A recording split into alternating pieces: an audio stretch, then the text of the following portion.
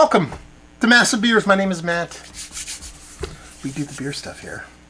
Dropping a little bit more of other half hopeful goodness. I assume it's a hazy. This is their We Are Happy to Juice You. Yeah, this is a double dry hopped India Pale Ale. It was canned. I don't know. It's got a weird obscured thing. There's a 20 there. It was probably January 20. No, it might be 12/20. Looks like 12. Yeah, 12/20/23. So that puts this a little bit under 2 months old. It makes sense because this is We're Happy to Juice You. I think it has something to do with New Year's. It's a 6.7%. Citra, Citra Cryo, Citra Incognito, Strata, and Talus. I haven't had a Talus one in a while. It says here, easy IPA brewed with a hand-selected blend of hops giving notes of sweetness. They do the same thing. A little bit of pine on here, they say, but they do that hand-selected hops thing and then just throw a bunch of notes on it. So, kind of getting boring. Come on, other half. Do better. With your descriptions, your beer, honestly, just, if you've watched my other half reviews over the years, when I first started doing them, I liked them, and there was this period of time where I just kind of they lost me for a while. But now, I want to say, as far as quality, availability, and price, at least here in New Jersey, you're really hard to find something better. I mean, I can get, this is a shelfie. All their stuff I essentially pick up as shelfies now. Their price points have gotten right around where the brewery costs price point wise. That is in line with today's price points. Not saying I agree with them, but that's the way pricing is nowadays. I'm not going to argue with that. So, yeah, be hard pressed. Label wise, my least favorite other half can I've ever seen in my life. Super boring. It's got this weird kind of almost like weird border. It's like a mosaic from Greece or something, and then We're Happy to Juice You. I don't know. Maybe there's an inside thing going on. I don't know. That's probably the laziest, worst other half can art I've seen. And to be perfectly honest with you, probably the reason I picked it up when I was like, I don't like this art. I got to drink this. That is what it's exactly. It's textbook. What you want haze to look like. I mean, if I go like that, you're like, wow, look at that crazy whiteness or not darkness. I'm trying to see on the camera. That's probably exactly what I'm seeing. If I hold it up about that distance, it has this nice kind of apricot juice, a little bit of solid, richer core to it. Nice, just off-white head. Ultra creaminess comes back with a swirl. Let's get a nose. The dogs are barking. My feet don't hurt. My dogs are actually barking. That smells fan-freaking-tastic.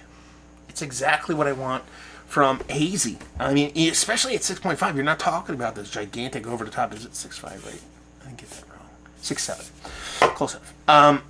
6.5% hazy. Rich, robust, over-the-top juiciness. Tropical fruit, stone fruit, pineapple, citrus, the whole shebang, but everything here is a medley, but everything's kind of dialed up. There's a soft oatiness to it. I'm not saying there's lactose in it, but there is this kind of soft, shaved edge sweetness to it. That brewer's sugar / heavy dough addition, non-malt based kind of hazy, which is what hazies, I think, work best as. So it has that softness to it, that richness to it, at least perceptually in the nose. And a little fluttering, little bit of weedy, maybe a little bit of piney green floating around in the background. Aromatically fantastic. Let's dive in. Cheers, y'all.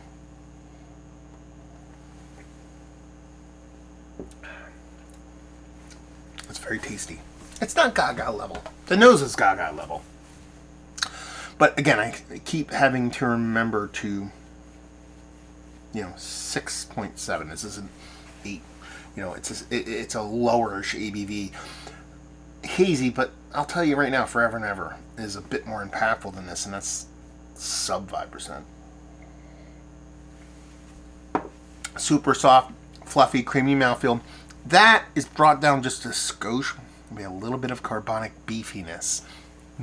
Not really something I've ever gotten from another half beer. Curious if it's actually is a little touch extra of carbonic acid that they have in here, or if it's just the way the bittering is playing a little bit in here, but it comes off as a little seltzery to me. And that's probably tempering my robust enjoyment for the beer. I still really dig it, though. Again, fruit medley, dialed down from what the nose was going to lead you to believe, but still very much there. Mouth feels nice with that little of that little carbonic thing going on, and the sweetness is an appropriate level. Not gonna lie, the nose has me a little bit or a decent amount more than what the taste would lead me, but in the grand scheme of things, it's a very tasty, well done 6.5% hazy. I think I paid a little bit of, no, I didn't pay a premium for this. I think this is what I think it was 17 and change or something, which I think is what their 6% beers typically go for. And quite a nice beer. It's not going to be Mount Rushmore status for a hazy for me. It's not going to be Mount Rushmore status for other half beer for me. But the money I dropped on this and what I'm getting from it, I dig it quite a bit. You know, getting this, or spoiled, is probably the best way to put it, because I get this from another small local brewery at this price point off a shelf somewhere. I'm like, man, they're doing pretty damn good. But it's one of those things where other half just, they bring it. They bring it, and they bring it so often, they bring it so consistently that, you know, you don't try to judge a brewery by anything other than what they are, but you kind of, when they crush it, you hold them a little bit higher standard, and, you know, I think they could have done this beer a little bit better. There you go, other half. I think this is delicious, and I have no problem purchasing it and drinking it, but I want better. I want more. Very much the Veruca salt of other half right now. But yeah, I dig it. Yeah, fruit medley, a little bit tempered based off of nose is going to lead you to believe. Same thing with the mouthfeel, a little bit of carbonic things, still not thin by any stretch of the imagination. And that little bit of piney green bittering floating in there. Done and done. It's one of the better hazies I've had as of late. It's in a conversation, not Mount Rushmore status. Lower-ish ABV IPAs, 6.7 is not that low. It's just tasty. I dig it. I have no qualms buying it. Value and availability, like I said, 17 and change.